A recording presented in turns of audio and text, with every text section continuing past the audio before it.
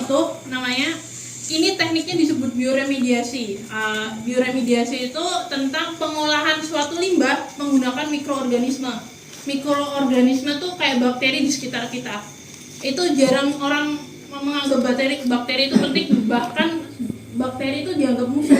Padahal enggak, bakteri itu sebagai sahabat kita yang dimana bakteri itu bisa bantu Bapak Ibu sekalian menghemat jutaan rupiah buat pupuk.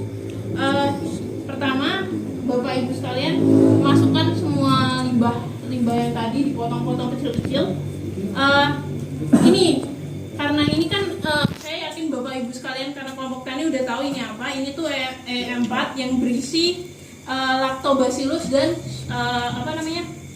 Saccharomyces, yang dimana bakteri ini bisa, ini kan dalam keadaan dorman atau tertidur, bisa bangun lagi pakai gula. Jadi pentingnya gula di sini, Bapak Ibu bisa milih air gula pasir, air gula merah atau molase yang dari air tebu. Jadi kalau Bapak Ibu punya tebu, bisa tuh dimanfaatkan lagi buat pupuk lagi tuh.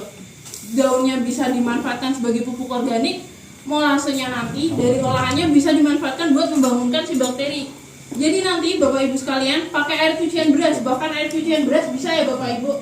Air cucian beras nanti Ibu Bapak air cucian beras dikumpulin, nanti Bapak Ibu tambahkan ini sekitar 2 tutup botol buat perbandingannya 1:1 ya Bapak Ibu. Kalau 1 tutup botol bisa 1 tutup air beras gitu. Kalau segini ya 1:1 ininya. Selain air tutup beras nanti Bapak Ibu sekalian bisa masukin air gulanya sebanyak 1:1 lagi. Untuk bakteri kan butuh makan Bapak Ibu, untuk dibangunkan butuh perbandingan yang banyak. Nah, dicampur tuh semuanya. Bapak Ibu sekalian bisa mencampurkannya lalu dimasukkan ke ember. Setelah itu didiamkan sekitar 10-20 menit tapi ditutup ya Bapak Ibu, untuk agar alat atau bakteri yang tidak berkepentingan untuk nggak masuk ke wadahnya Bapak Ibu. Karena kenapa? Takutnya nutrisinya diambil oleh bakteri nggak berkepentingan itu, atau bahkan diambil oleh lalat, atau nanti malah lalatnya bertelur jadi jadi belatung. Takutnya gitu, takutnya nanti fermentasinya nggak jadi. Setelah semua Ibu udah campurkan, bisa tambahkan limbah rumah tangganya Bapak Ibu tadi, dimasukkan semua, terus aduknya cepet aja nggak apa-apa, lalu ditutup sebisa mungkin, tutupnya rapat biar nggak ada udara yang masuk di dalam ember ini. Sebenarnya ada 2 pilihan. Pertama, Bapak Ibu nggak usah pakai selang dan air ini atau water shield untuk menutupnya, biar ini tuh untuk mengalirkan biar karbon dioksida. Kan bakteri itu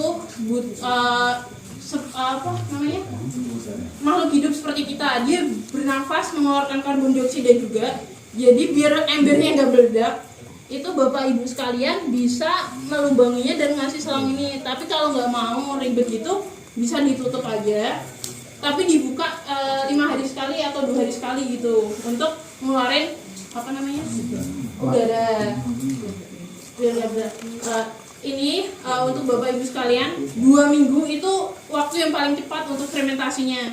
Setelah 2 minggu bisa langsung dipanen. Ini nantinya bakal ada namanya POC atau pupuk organik cair, yang bakal bisa encerkan lagi di perbandingan 1:20 kalau Bapak Ibu nambahin bakterinya banyak sekali. Kalau dikit 1:10 aja di air bersih. Setelah itu bisa dilakukan penyemprotan pada padi. Untuk penyemprotan pada padi itu di pertama pada fase 1 atau fase hari setelah tanam, di umur 10-14 hari setelah tanam. Itu tuh untuk mempercepat adaptasi akar kepada si POC ini. Nanti pembentukan anakan padi itu dari efek dari nitrogennya di sini. Terus nanti ada di fase 2 itu Bapak Ibu di umur 25-30 hari setelah tanam. Terus ada di fase ketiga umur 45-50 hari setelah tanam. Terus di fase 4 umur 60-65 hari setelah tanam. Untuk jamnya sebenarnya ada Bapak Ibu. Sebenarnya bisa di pagi hari atau sore hari. Diusahakan jangan siang hari dalam penyemprotan pupuk POC ini, karena kan disemprotkannya pada daun ya kalau padi. Takutnya ketika disemprotkan pada daun pada siang hari, itu pupuknya daripada menyerap malah menguap, jadi malah sia-sia. Jadi makanya bisa mungkin ketika penyemprotan pupuk pada pagi atau sore hari saja. Kemudian untuk limbah rancak gamelan ini inovasi saya, di mana Bapak Ibu sekalian bisa memanfaatkan limbah rancak ini ditambah pupuk PLC. Caranya bagaimana? Pertama, Bapak Ibu bisa langsung mencampurkan limbah rancak gamelan ini, bisa mungkin jangan kebanyakan ya, 10% dari totalnya seperti ini. Ini tuh bentuknya serbuk kayu. Ini bisa ibu bapak jadikan selimut tanah nanti buat menggemburkan tanahnya. Jadi bisa tuh serbuk kayu, nanti PLC-nya udah jadi disiram aja ke serbuk kayunya, terus dikasihin di sekitar tanah gitu. Nanti menggemburkan tanah dan bisa jadi nutrisi bagi tanaman ibu-ibu sekalian. Lalu apa ya? Untuk kalau dicampurkan langsung bisa. Jadi setelah ini jadi kan semua air udah jadi pupuk organik cair. Ada yang namanya pupuk organik padat, yang dimana nanti ampasnya bisa dimanfaatkan lagi daripada dibuang untuk menggugurkan tanah. Misal Bapak Ibu ada selain proyek tani ini nanti mau nanam perkebunan buah atau apa, itu nanti bisa. Tapi dalam kasus yang beda kayak padi, penyemprotannya sama, untuk pengencerannya tetap 1:10. Kalau misal ibu bapak nggak kebanyakan di bakteri, kalau kebanyakan 1:20. Untuk itu